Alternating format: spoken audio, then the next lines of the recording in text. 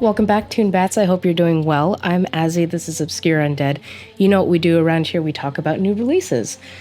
Today, the release that I have for you is Kill Shelter's latest album, Asylum, which was released July 15th in two different versions. The North America, South America release on Metropolis and the Manic Depression release, which is it's the European release.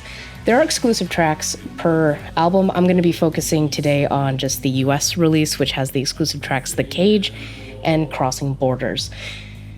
So, Kill Shelter is the project of Pete Burns, UK-based producer, musician. He does all kinds of stuff. If Pete Burns is attached to it, you know it's going to be fantastic. He's done a lot of remixes. He's done a lot of mastering for bands that we love.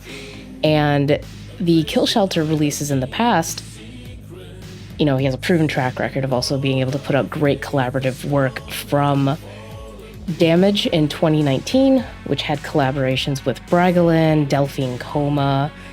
There's another big one on there I'm blanking on. Buzz Call, Under the Skin. To the 2021 release, A Haunted Place, which was in conjunction with Antipole. That was such a great release, too.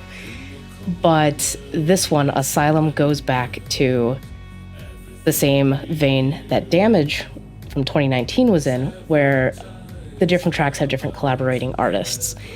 So this release has collaborations with William Faith of the Bellwether Syndicate, who has an album coming up next year, / Faith and the Muse, Stefan Netio, oh god, sorry, pronunciations, not my strong suit, of Be Born Betton, Valentina Vale from Vivi and the Void, and Ashcode, Agent Sidegrinder, and Ronnie Moorings from Clan of Zymox.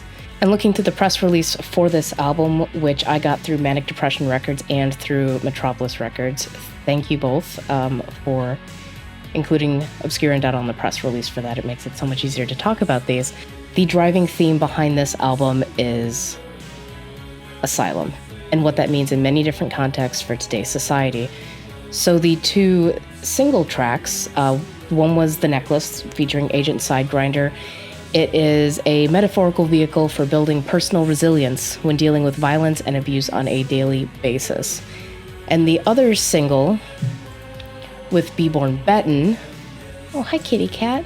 And the other single on this album, In This Place, featuring Be Born Betton, deals with human trafficking and the thousands of adults and children that go missing on a day-to-day basis. So there's some pretty heavy themes on this album, and each track goes through a different interpretation of what Asylum might mean. This is one of those cases where I really wish the lyrics were included on Bandcamp. I don't have a copy of the physical release. They might be in there. I don't know, but I would really have enjoyed to be able to read through all of these different lyrics. But overall, this album is just excellent Kill Sheltery goodness, like what we've come to expect from Pete Burns. I did really enjoy the two single tracks featuring Be Born Betton and Agent Sidegrinder. Actually, The Necklace is still my favorite track.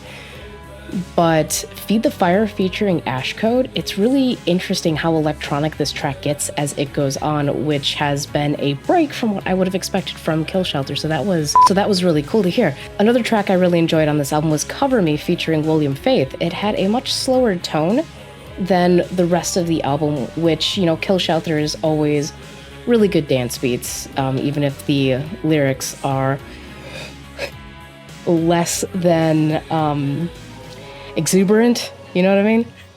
But this track kind of slowed it down, along with Crossing Borders, which was one of the exclusive tracks to the US release.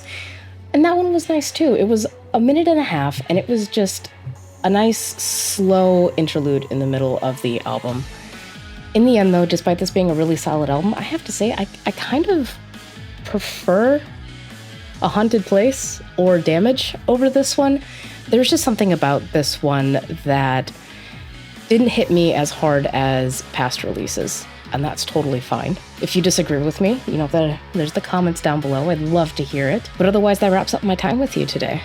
I hope you all have a great day. Make the most of it. Enjoy whatever cool weather you can get if you live in a hot place, and whatever warm weather you can get if you live in a cold place. Before I go, though, I want to make 2 announcements. One, upcoming on the channel, we have a bunch of the Absolution Fest interviews coming up.